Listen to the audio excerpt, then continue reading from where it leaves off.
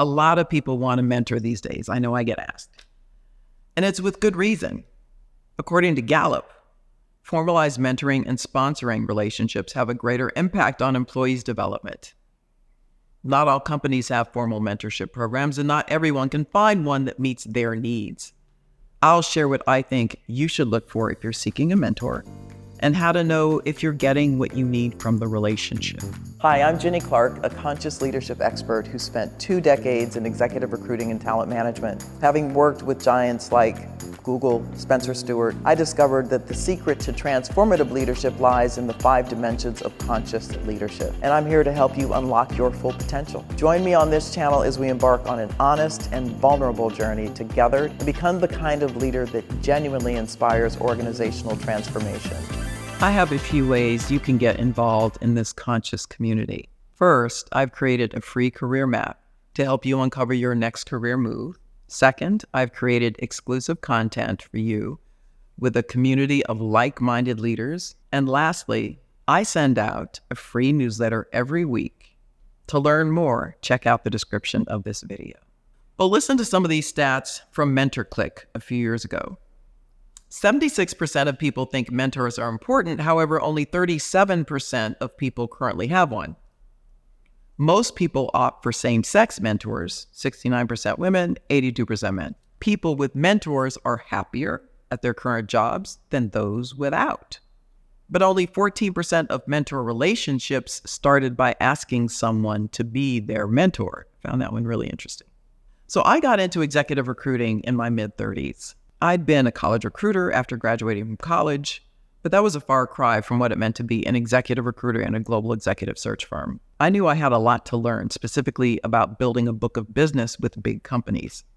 Fortunately, the firm I joined had a robust training program for new consultants, as we were called.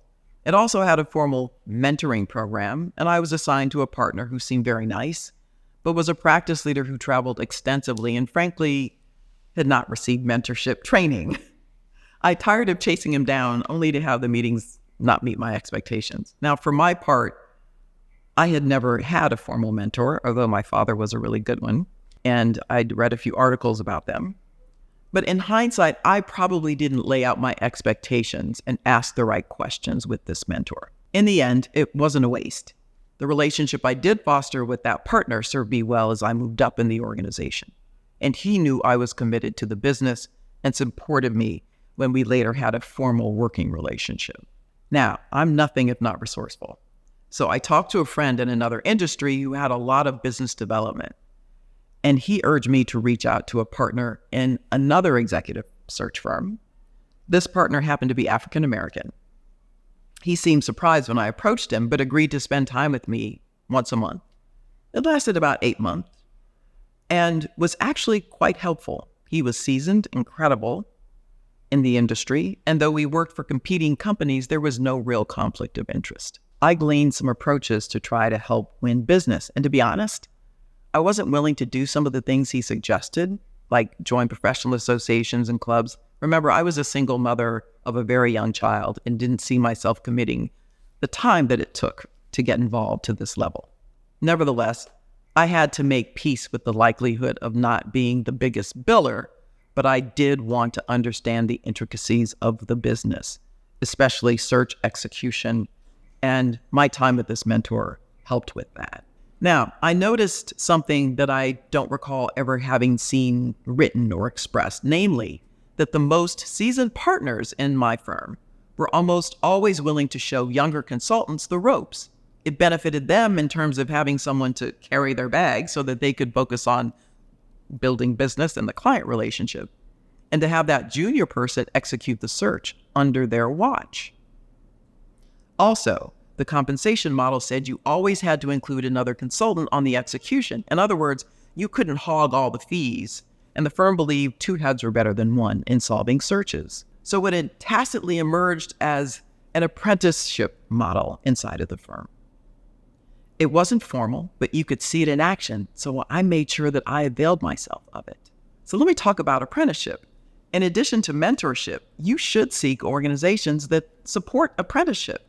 Back in the day, the working trades that emerged in the industrial age, plumbers, electricians, and other tradesmen, had and still have structured apprenticeship programs where newbies would learn at the feet of those who had mastered the craft or trade. And over time, they'd pass certain tests to become journeymen that eventually become recognized as a master based on further testing and time on the job, having demonstrated expert skills.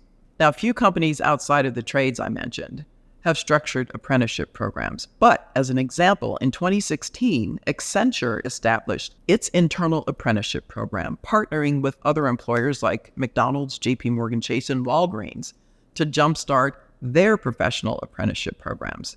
They're engaging other companies in the national professional apprenticeship movement to show how apprenticeship programs are redefining the future of talent and creating a more inclusive innovation economy. I think this is really exciting. So inquire within your company as to whether they have an apprenticeship program or take the initiative to start one using the companies I mentioned as a model. Now, here are some solutions for you as you're thinking about mentorship and apprenticeship. Choose your mentor wisely. I get asked all the time if I'd be someone's mentor based on what they might have heard me say in a speech or on social media. I'm flattered, but to the extent I don't know anything about you, your industry, your aspirations, it doesn't really make sense. I could be your coach, but that's a different type of relationship. Clarify what skills or insights you're seeking from your mentor. Too often, mentees show up as a blank slate, kind of like I did back in the day, not clear on what they want over whatever period of time has been agreed to. Go into your meetings with an agenda, including some specific tactical questions as well as more macro questions or observations about industry trends and news. Keep notes. Take notes of your sessions and consider creating a master document that you can type everything into so you can refer back to it next week, next year, even 5 years from now. This is true for other valuable members in your network, whether they're mentors, advisors, allies, even sponsors, or maybe a parent. I know my son doesn't listen to me either, but if you need some quick advice, check there first. Just do a word search and see what comes up. It can save you a phone call. Practice reciprocity. Even though your relationship might be sanctioned or encouraged by your employer, express your gratitude to your mentor by reciprocating. Ask if there's anything you might be able to do for them. Do some research, draft a speech. Maybe you give them tickets that you won to a game. At the end of your time together, write a personal note. That's a lost art, but it's always remembered. It's not about the cost, but the thought. And make reciprocity a practice with everyone in your network. Never take people's generosity for granted. I hope this has been helpful in getting you started with a mentor or other career-enhancing relationships.